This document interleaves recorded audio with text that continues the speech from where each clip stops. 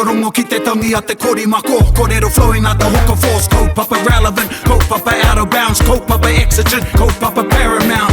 Nā kona whakapiri mai ki te kaupapa tino whakahira hira whakarongo pi kari kari mai. Hare hare mai, o Taringa hare hare mai. We gotta gather up close everybody. Gather up close everybody.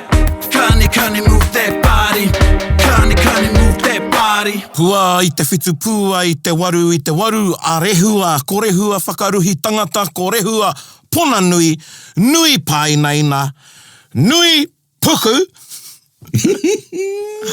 Nui whanaungatanga otira, he nui te mihi kia koutou, ko hoki mai anei kia taringa e whakapāho atu nei kia koutou, tēnā koutou e hoa mā, anei anō tātou e hui nei a marunga I te puna pāho o taringa, koe nei te whakapāhotanga tuatahi o te tau hou Pākehā. Woohoo! Kia ora. And here we are coming at you from the bustling metropolis of Tawamutu, te Piuki Auahi.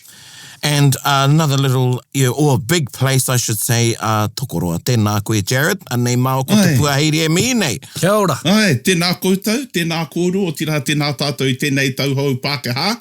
I'm not too sure about all this rehua stuff. I think we should change it to rehua whakamomona tangata. Because that's what it's all been about over the Christmas period. But it's nice to hear that music launching us into 2022. You know, here for our Kupu Kupu Kupu episode, but Christmas has all been about puku, puku, puku. So it's good to be back. Pepe ana kōrua. Ai, tino ora ana. Tino ora ana. Mate ana I te ora, mate ana. Ai, kamutu kua mākona. Kua mākona I ngā harare. You know, sometimes you get to what you know, the end of your holiday or season is coming up and you're sort of thinking, oh, wish there were a few more days. Engari, kawa, I rongo au I te mākona. Ka whakaana, kanui tēnā. Ai, me te tika o tō kōrero. Puku, puku, puku. Puku, puku, puku. Ai. Hawa we hoa mā. We're coming back to our Kupu Kupu Kupu episode. And it's awesome to be back. And of course, we're going to be launching into our third session of the complex particle I. And we're missing out on our mate Erica this morning. I don't think she's missing out. It's us that's missing now. E pāina ina tonu ana tō tātou tuhina I whakatāne. Yeah. Ai, kāre kore kei te whakarongo koe ne, Erica. Ne. Ki ohoa e pupuru ana I te mauri o tā tātou kaupapa. Ai. I pērā te reo o tō tupuna, o tō kuia. That was one of the things my nan always used to say, ai. Oh, koina. Ai, ko te ai, ko te aia. Aia. Me te, he momo kanga tēnei pia nāna, me te ai. Yeah. Ne? No reira, ai, I rongo au I te ai, te aiare, te aia, me te ai. O he nui, he nui tonu ngā wā I rongo ai au I e kōrero whērā mai ana. Ai. Oh, then, you know, ko haere ki mea, ai. Hei aha noi hoi haere ai. There you go with the iwi. Ko tērā, ko te ai, he oro, he momo kiwaha no te. That is not our kiwaha. Yeah. O te wiki, hoi anō. And I think we'll introduce our kiwaha after we have a little bit of revision. Kia ora. Because it's been a little bit of... Bags not. Kei whia koe, Erica. Koe te papa I te rāne. Oh, ka pai e, hey. So I think it was, a few weeks ago, we had a look at our question phrases and we had a look at inawhia and nōnawhia. So that was our sole focus. And we had a look at the different variations of these question structures. So we had inawhia, nōnawhia, I something ai. Remember where e te iwi, e titiro tonu ana tātou ki te complex particle ai. And there are three major essential parts within our sentence structure. Of course, we said in the past tense. So we have either the inawhia or the nōnawhia. Then we have the I and the ai. And just remembering that between the I and the I is our verb, or tātou kupu mahi. Kia ora. So, just as a little bit more revision, we have nōnawhia a taringa I timata ai. And actually, if I remember, Erica smashed these. She was awesome. We had a really good session last time. So that was our past tense, and then we have a look at our future tense structures. And now we have a look at awhia. And of course, we're speaking a Tainui dialect. The majority of other iwi use ahia or aawea, if we're coming from Taranaki. But there's something to note there that we don't have another particle before the kupu mahi. So as an example, for a future tense question, we would have āwhea a taringa timata ai. And of course, we had a look at all the other he aha questions. He aha a praone I kai ai? Why did praone eat? He aha a praone e kai nei? So why is praone eating? He aha a praone e kai ai? Ka pai, and why will he eat? And that's the $1 million question. E hoa mā, praone doesn't really need an excuse to eat. He'll just go and have a kai, especially kina. Did you attack the kina over the Christmas period? Tino. Taku waimari e. Ara te kina, te pāua, te koura, te kūtai, te tio. See e hoa mā, it's puku puku puku. That's what we're on today. Ma te katoa tangaroi ia. Lots of iron in kina e hoa mā. Ai, nei. Ai. So moving back to our question phrases, just remember e te iwi, we have I for the past tense, e and nei nā rā for the present tense, and then I for the future tense. Kia ora. So all of these things are essential to make sure that our question phrases come into play. And of course, this will be a good segue to launch into our kiwaha mo tēnei rā. So if we're getting a little bit hoha with having these big, long question structures, as an example, he aha koe e katana. E hei mau hei whakapākehā mai tēnei ne. He aha koe e katana. Why are you laughing? Ka pai. So that's a long way to actually say that, ne?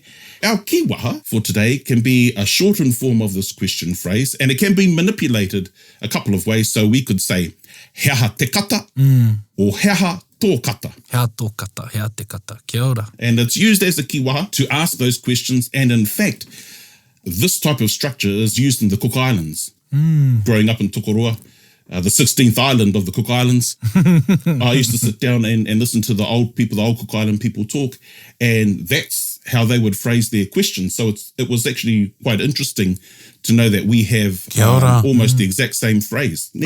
So, he aha te kata, he aha te haere, why are you laughing, why are you going? And that's our kiwaha mo tēnei rā. Kia ora e hoa, he rawe. Just to give everybody a bit of understanding, so the context is already inferred, right? So like someone says, ai haere anau ki tāmaki, and then you would say, with your kiwa, he aha te haere, or he aha te haere ki tāmaki. Kia ora. Why are you going to tāmaki? There's that inference. Kia ora. I roto i te wairu o te kōrero. Could you say, Jared, pewhia tēnei, he aha te momona? That's really a question I wouldn't want to answer. It seems foreign to my ears, but I don't see any rules of grammar being broken. Yeah, I know what you mean, ko te tangi ne, o te kiwaha, o te takotoranga o te kupu, because this is a kupu āhua. Yeah. Whereas the other ones are verbs. Verbs, kia ora. He aha te kai, he aha te kata, he aha te kōrero, he aha te haere, he aha te haere ki tāmaki. Engari, i te me kupu āhua, he tika tāu āhua, he tio-tiope ki te taringa, he aha te momona. He tio-tio ki te taringa. He aha te roanga o taua pātai, he aha koe e momona. He aha koe e momona nā. Momona nā. Momona nā. Ana, he whiwhiwhi. Kārau e kahana ki te ki atu ai, kārau e kahana ki te ki atu kāo, engari he tau hou ki atu taringa. Kia ora. Ai. It could be someone talking about their kid. Yeah. Kua momona taku poti. And then someone says, he aha te momona? Well, why is your cat he aha te momona? Kei te kimi tētehi o tātou. No, honestly, kāre au I whakarite kia kōrero tātou mo te poti. It just honestly came out. Could be a dog, could be a bird. He nui tana whāngai ia. Koe no, koera te kiwaha. He aha te Hea te. No reira, kupu mahi ne e tai. I te nuinga o te wā, ko te kupu mahi hei hoa haere Yeah. o tēnei kiwaha. Ai. So we usually use a verb in conjunction with this kiwaha. But, you know, as Paraone said, we could have a kupu āhua in there, a descriptive word, an adjective, because I don't see any reason why not, if the context suits. Because I'm quick to look at a Pākehā equivalent figure of speech when someone's like, say, mena e tangi ana te pepi, you know, how te tangi? Ai. And you would say, what's with the crying? You know, Ai. or what's with the, you know how they say, Ai, tika. too much me watching Sopranos, hey, what's with the, what's with the shirt? How te. I don't know if that's right, but yeah. You're busting my poro. It's busting my portal. Ka pai rawe. Ara, koera te kiwaha o te wiki e te iwi, he aha te. Okay, hoa ma. Okay, here we go, e te iwi. MC Grammar, here we go. This is one way to bust the holiday, man, is to get straight into grammar. me pono taku kōrero I taimau, hararei tonu ana o ka whakaaro me rawati, ko huri. Wow, Ko hanga huri ana. Ka puta mai ngā whakamatarai au I te wiki ka mahu nei. This was my first calendar notification. Oh, kia ora. That came up was Taringa, MC Grammar. MC Grammar. It's like, whoa. Yeah. Engari, ai, ka pai e tai, Yeah. ka pai, wepu mai. Okay, we've asked a lot of questions there. Why did, why is, why will. But we need to explore negating that question phrase, ne? Kia ora. Ooh, whakakahoretanga. Why didn't, why aren't you, why won't you? And e te iwi, he māma noi ho te rā weke I tēnei whakatakotoranga, so it's quite easy to manipulate the structure. And all we really need to do is add the word kore, like my bank account. Kore money. Tātou. No money. So we use the word kore in this question phrase, and we're going to pick on te puaheiri e hoa ma. Kia ora. Coming back from holiday, so I'm going to get him to try and translate as best as he can. Tīkaro mai. He aha a Paraone I kore ai e kai. I kore e. Now this structure, I've never nailed it, so I'm great to be in this position.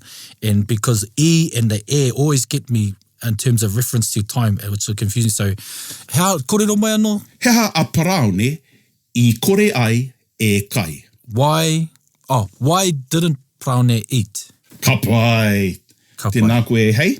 Ne? So why didn't Paraone eat?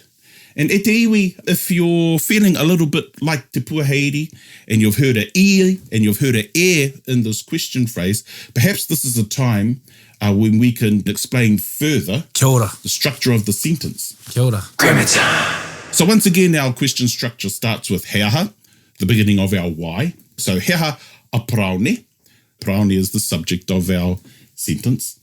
And then we've got I kore ai. So he aha a Paraone I kore ai. Now that e, that's our tense. Kia ora. He aha a Paraone I kore ai e kai. So you're probably asking yourselves, tērā pea, e pātai ana koutou ki a koutou anō, he aha te tikanga o te e, I roto I tēnei rerenga. So you could be asking yourselves, what's the function of the e in this phrase? And the function of e in this particular phrase is to introduce the action. Kia ora. He aha a Paraone I kore ai e kai. Why didn't Paraone eat? How do you feel about that one now, e hei? Yeah, pai ana. He rite tonu taku rangirua ki aua pūra, ne te I me te e, hea rane o ngā tohu. Ai. Tērā e te hikai kōrero, e whakamahi ana I tēnei momo whakatakotoranga, he aha a Paraone I kore ai I kai. So you may hear that question structure out there. Now, ka rau e whakahe, but it's quite clear to me that the e has its own function, and the e in this sentence introduces the action. Kia ora. Koina e rangirua nei pia au I rangirua te puaheiri, whera me te I. Ai. Ka rongo ana I te I me te e, ka whakaro ki te wā. Ai. Koina. Yeah, tahi anō koe ka ako koe I te rere mahi. Nō reira e hāngai tonu tō titiro ki te rere mahi me e nei rerenga nei. Koira I rangirua ai ahau. Ai. Nō reira, mō ngā mea tau hou, e ako ana I te reo, ka rangirua. Ne, ka mōhio ki te tikanga o te I, ka mōhio anō hoki ki te tikanga o te e. ka pōhehe e tuki ana ngā tikanga e rua. Engari, he tikanga mo te I, a he tikanga no mo te E. O hoi no he whakapuaki ake I te tūmahi roti I te rerenga. Kia ora, ka pai. Tino pai. When we have a look at our next question phrase, he aha a paraone e kore nei e kai. So flicking it back to you, Te Puaheiri, how would you translate that, ne? Ko nei e whakararu nei I au, he aha a praone e kore nei e kai. Ai. Well, ki oku whakaro ko te why won't praone eat? Oh, tata e hoa? No reira ko te nei e mea ana, I think now, why isn't praone eating? Ka pai. Yeah, ka pai. So just like our previous question phrases, ne? Te e me te nei is our present tense. Now, of course, we can substitute nei with nā and rā, but most times we would use nei. So, he aha a paraone e kore nei e kai. Kia ora. So that's why isn't paraone eating. Okay, I'm going to ask this question. Ask it. He aha tātou e kore nei e whakamahi ana I te kupu ana I roto I nei rerenga? He aha a paraone e kore ana e kai. Well, kaore aku taringa e whakai ana. Ako nei pēnei ke he aha praone kaore e kai ana. Ai. Ai. I don't know why we can't use ana within this particular structure. I just know that we shouldn't. Ai, kia ora. Ne? I just know that we shouldn't. And, you know, it was quite hard listening to you trying to use that structure. Well, no, it was, don't do it. It was quite hard to use that structure. Te nā reira I mōhio ai te ngākai, kare tino pai ana. Ai. And he tohu pai tēnā o te tangata mōhio ki te reo. Mā te taringa no ia e kōrero. Ai. Ne? So when your ears are instinctively noting that there's something wrong in the sentence, that's a good sign e te iwi that you know your reo. Kia ora. You know your O reira, nei nā rā. Me hoki anō ki taua puni. Ki ako ai no I aua nei nā rā mo te current. So ka hoki anō ki tātou pātai, he aha a praone e kore nei e kai. Ka pai. He aha a praone e kore nei e kai. Now, just to manipulate that, I could be talking to you, hei, and I would say to you, he aha koe e kore nā e kai. So why aren't you eating?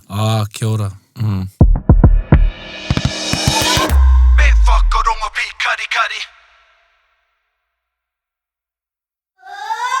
Me whakarongo pi kari kari. To introduce our last question phrase, and once again we're going to chakatu Te Puaheiri, he aha a paraone e kore ai e kai. Kia ora. He aha a paraone e kore ai e kai. So what would that be in te reo Pākehā, bro? Why won't praone eat? Ka pai. Kore ai. Kia ora. E kore ai e kai. So once again we've got that I, ai, mo te wā hipa, ne e nei nā rā mo te wā tū, e me te ai mo te wā kei te heke mai. Kia ora. So once again, if we know our rules of grammar, the e, ai, e nei nā rā, or the e, ai, we can manipulate our structures even when we're negating them. So there's just a slight change there, or an addition, when we add in kore, and basically the rest of the rules stay the same. Yeah. I'm going to crack this. E te iwi. Crack it. Crack on. It's one thing to know it intellectually. It's another thing to have it fluently. You know, kia Māori ai. Pono. I nei rerenga ki roto I, you know, kei te tihi o tō arero. Ai. Koina i nā tata nei I puta mātou ko Jairi, ko Kumiora, Ai. taku wahi ne ki te kai I te wharekai I Tāriana. Ki pito Kia ora. Doing a shout out to La Bella Italia in Pitone, wonderful Italian restaurant run by ko te rangatira o te wāhira he Itāriana, he kōrero Itāriana. Kia ora. Ana ko ana kaimahi he Itāriana. And, you know, I'm on day 100 and something now. Yeah. Te ako I te Itāriana. Nā, kei te mōheo au, ka kite au e tai takotoranga, I know what it means, I can put sentences together. And as soon as he came over, and my cousin goes, "Oh, my cousin's learning Italian." You know, I just had this brain freeze. I could still say, ciao and da-da-da. But all these, these sentences I know how to string together, they were just lost. They're gone. And I just said to him, "Oh, molto poco," which means a little bit. Yeah, so absolutely. Yeah. And that's really interesting to know that someone like Paraone, who's very confident in English and te reo Māori, still feels that wairua e whakamataku nei aia, te kōrero I te reo. So you could be Superman like Paraone e hoa mā, but at the moment, te reo Itariana is his kryptonite. It's a great feeling. I really appreciate the feeling. I do, because it reminds me of what te reo learners, or particularly those that are starting out, are feeling. And kia mohio au he pēwhea taku āwhina. Ia koutou. Kia ora. Aye. But and it makes me excited. Yes. I'm also excited by that feeling. Absolutely. Yeah. Hoi anō. Tika. Taringa isn't about te reo Itariana. Hoi anō. Tō tātou kupu Itariana mo te taringa? Kare anō kia tīmata ki ngā kupu o te tinana. If you ask him Italian words for other body parts, he may know those, but No, well, because the kaupapa today seems to be kai. I know lots of words. Kai. Well, actually, this launches me into a kianga that I wanted to share. Kia ora. Kei te hāngai, ki a tātou kōrero I tēnei rā. So, if someone was to say to me, he nui te mōhio o Paraone ki ngā kupu Itariana mo te kai. Ne? So Paraone knows a lot of Italian words for food, and I could say this in reply. Me pēwhia e kore ai. Kia ora. Ne? Me pēwhia e kore ai. And how would you translate that e tai? He pēwhia tō whakapākehātangi I tērā. Me pēwhia e kore ai. Well, the he's inferred there, so how could he not? Yeah. That's right. How could he not? Me pēwhia a Paraone e kore ai e mōhio ki ngā kupu Itariana mo te kai. So once again, there's we can manipulate the structure that we've been learning. We can substitute me pēwhia, and basically the rest of the structure stays the same, just a slight difference in meaning. Kia ora. Kia ora. As an example, kei te haere tātou ki te tangihanga a popo, and then te puaheiri says, me pēwhia e kore ai. Aye. How can we not? How can we not? Yeah. E hoki ana aku mahara ki taku kuia, I tūmeke ia I taku mōhiotanga ki tēnei whakatakotoranga. Ne? So I remember my grandmother, she got a surprise that I knew the structure when we were having a conversation. Ka pai? So me pēwhia e kore ai. How can we not? Or how can you not? Ne? Especially when the actor is inferred in this structure. Ka pai e hoa mā? Pai. Pai rawa atu. Okay, so moving on to our last section for this session e hoa mā. We're asking a lot of questions, but we haven't actually started to answer them. Kia ora. And this is where I'm going to need the Yoda's help. I'm going to call him Yoda today. We're going to need Paraone's help in answering these questions, because I know he has he whakaaro ōna e pāna ki tēnei momo whakatakotoranga. I don't want to.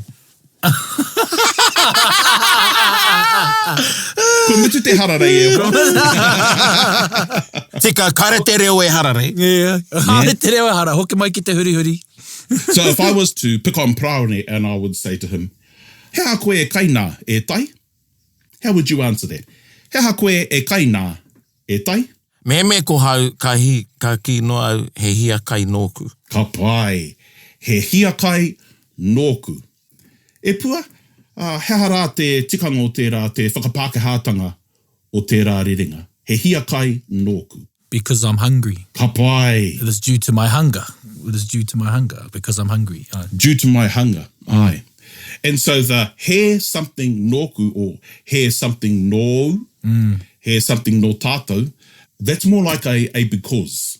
Aye. Nō reire, mahara nāu ki tērā tu mahi. I puta I a koe te tehi kōrero maharahara rānei e tai mo te he o te whakamahinga I tēnei rerenga. He anō whakaaro.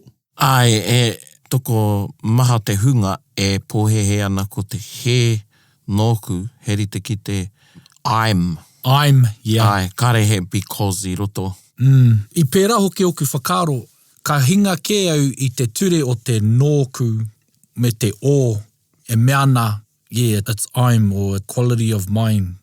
Ai pē, tika tonu tēnā. Oino, koia te wāhi I rangirua ai ahau mo te nōku. Wa I rangirua, engari ienei wā hanga mārama ake au. Aye, I think there's a lot of speakers out there who get confused with the difference between he hia kai nōku or he hia hia nōku as opposed to he hia hia tōku. Kia ora. Koina. So he hia nōku, well, obviously that would translate as, because I have a desire or something like that. Whereas when we use the phrase he hia tōku, I have a desire. Ai, kia ora. And there's no because in there. And that's where I think some of the confusion is coming from. Yeah, and even in the earlier stages of learning, one would say he hia kai au, Aye. thinking I am hungry. Mā wai. and of course, we've all heard it before. He kaputi koe, Aye. and stuff like that, Yeah, he pātai au. Yeah. Aye. Don't kare pirangi kia tino kōtitira wātua, hei harei te mea kōtiti ana, engari kia aro ki tēnei o he hia nōku, he nōku. Just a touch that he takotoranga kiwaha no me mehe no I te rerenga. He kiwaha, ka huri hei kiwaha. He aha no. Oh, ne. Aye. What did you do? What did you do? Yes. He aha no, he aha nōku. Ka kowhi te pēpetei. Someone growls you, gets angry at you, you say, he aha nōku. Kia ora. What did I do? What did I do? Che. Yeah. Aye. Ka raru etahi I tērā. Ako nei pe I ahu mai tērā. Koe nei pia te wairua o tēnei takotoranga, Jarred? Well, I te nui, I tēnā kiwaha, I tēnā tauira o te kiwaha, e kōrero ana mo te āhuatanga, ne? Ne, he aha nōu, he aha rā. Nō reira, I te nuinga o te wā, ko te whakahukitanga I ēnei pātai, he hia kai nōku, nā he māngere nōku, he riri rānei nōna, ka pai? But there are instances where it doesn't always have to be no to answer the question. So as an example, te puaheiri, mau tēnei hei pātai mai. Why is Paraone crying? He aha Paraone e tangina. Ka pai. And I could actually answer the question saying, I could either say, he kino nōku, ne? Because I was bad, or I could actually change it and say, he whakatoi nāku. Yes. It's because I teased him. Because it was due to your actions. It was due to my actions. So how would you define the o and the a in this? In terms of he hia kai nōku, well, he āhua tērā. He āhua, kia ora, ka pai. Me he mea, he mahi te take o tō whakautu I te pātai, nā ka huri ki te ā, ne? Yeah. He whakatoi nāku. Yeah. It's because I teased him. Yeah. The majority of the time you will hear he something nōku, he something nōru. Ai. But e hari te mea kāre taia, e nei momo whakatakotoranga. He whakatoi nāku, he whakatoi nā mātou e tangi nei a Paraone. E nai nei, huri anō ku whakaro ki ngā rerenga, heha te whakapaha. Koina te sorry? Yeah. Whakapaha? Whakapaha. Nōku te he. But you can say, nāku I he ai, was my act, that was my wrongdoing. Ka pai. It is wrong, Sort of like yes. that. Yeah. Nāku I Instead he. of nōku te he, which is my fault. Kia ora. Aye. So you'll hear a lot of people saying, nāku te he. What they're actually inferring is that nāku te mahi he. Ai, kia ora. Yeah. Tika. Once again, we're talking about the action, but of course, when we're talking about the wrongdoing itself, we all know that he and hara is in the or category, Kia ora. unless we're referring to it as an action. Kia ora. Kia ora. So when we have a look at this, he hia kai nōku, he āhua tērā, He āhua, kia ora. engari he whakatoi nāku, it's because I teased him. Well, we can see that there's an action coming in here. He whakatoi nāku e tangina. Ai, e tangi nā Paraone. E tangi nā Paraone. That's the full Koina te answer. whakautinga. Ai, yeah. Or of course, we could swap it around. He whakatoi nāku a Paraone e tangi nā. Kia ora. Ana, koutou e whakaroko mai ana, kia mātou e wānanga nei. Now, if you're thinking, I'm not ready to be using that structure, while many of our pātai, the answers follow the same pattern as the pātai, Kia ora. the answer you give doesn't always follow the question. Yeah, colloquially, we would just go, kei te whakatiki au. Yeah. Te take kaore au e kai ana. Yeah. You know, Or you could say, you know, if you want to use it, I te mea, that's fine too. I te mea, nā, yeah. You know, to front your answer. Hea e kai nei a prau nei. Well, I te mea. Yeah.